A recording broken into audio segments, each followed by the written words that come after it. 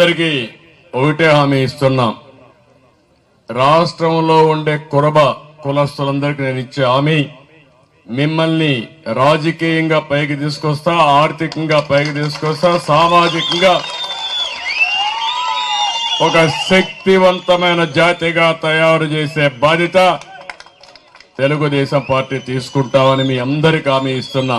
కనకదాసుకి అదే మరి వెంకటేశ్వర స్వామికి అవినాభావ సంబంధం ఉంది కాబట్టి ఒక టీటీడీ బోర్డు మెంబర్ కూడా ఏమన్నారు, ఒకప్పుడైతే పార్సారథి గారు కూడా పనిచేశారు, మళ్ళీ ఒక బోర్డు మెంబర్ గా నామినేట్ చేస్తామని చెప్పి కూడా నేను మీకు తెలియజేస్తున్నా. గుడికట్ల పూజారులకి ఆన్రోరియం ఇవ్వాలని చెప్పి కోరారు. తప్పకుండా ఆన్రోరియం ప్రారంభంతో 5,000 రూపాయలతో ప్రారంభించి పెంచుకుంటూ పోతాం.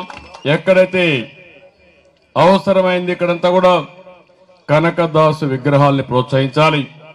స్టేట్ ఫెస్టివల్ పెట్టాం గాని ఇది మాత్రం తూతూ మంత్రంగా చేస్తున్నారు.